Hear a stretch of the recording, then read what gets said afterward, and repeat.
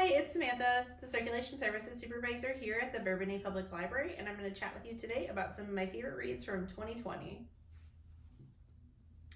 Okay, so in 2020, I read a ton of books by Beckmaster, and I would say that she might be my favorite author from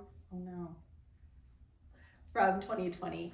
So I was really disappointed because she only has one series that's in the system, and we actually don't even own it. And it was so disappointing, but I was able to at least read that first one, and then everything else I had to request from libraries throughout the United States, and it was just like, man, I love these books. I just want to read them.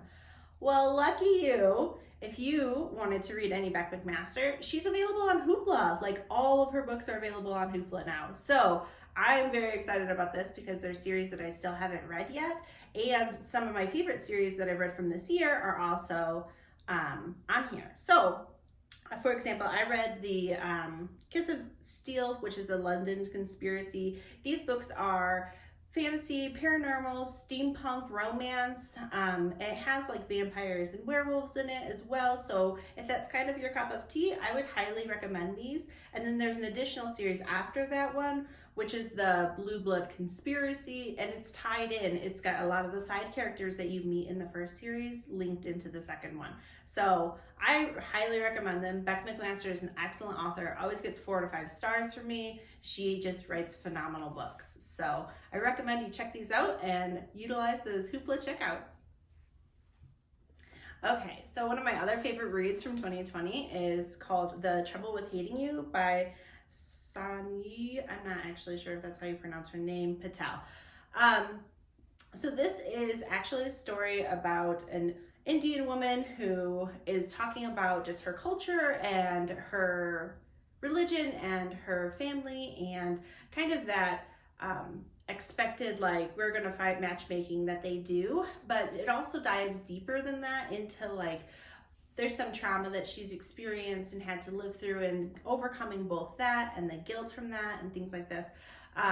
So both of these characters were highly lovable. I really liked Jay and Lila a lot. And if you wanted to dive a little bit deeper into Indian culture and learn a little bit more, it's a great own voices choice if you're doing any reading challenges. So I highly recommend this. I really enjoyed it, and I hope you will too. All right, one of my other favorite reads from 2020 is called Deception by Gaslight. This book is relatively new to our collection. I read it when it was brand new, and I powered straight through it. Genevieve and Daniel are the main characters in this book, and it's actually set in America in the like early kind of industrial, where people were emulating the British like royals and royalty and things like that. So they were really, it's kind of those like American heiresses that go over to get a duke type of thing.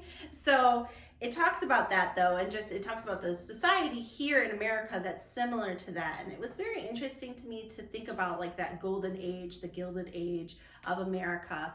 And it's about somebody who solves a crime. So it's a mystery more than it is a romance. There's a little bit of a romantic element, but not enough where I would consider this or classify this strictly as romance. So yeah, it talks about how there is this thief who is stealing, and then people are stealing jewels from people, and then those people are also getting murdered, which is just crazy. And this woman Genevieve goes and she's trying to figure it out. It's very Sherlock Holmesy as well. So if you're into those types of mysteries where you kind of, you're on the case with the detective, then this is definitely one that I would recommend for you. Okay, this title is Dancing at the Pity Party by Tyler Fetter. This is actually a graphic novel in our teen collection, and it's called Dancing at the Pity Party, a Dead Mom graphic memoir. So basically what Tyler talks about here in her memoir is her mom passing away.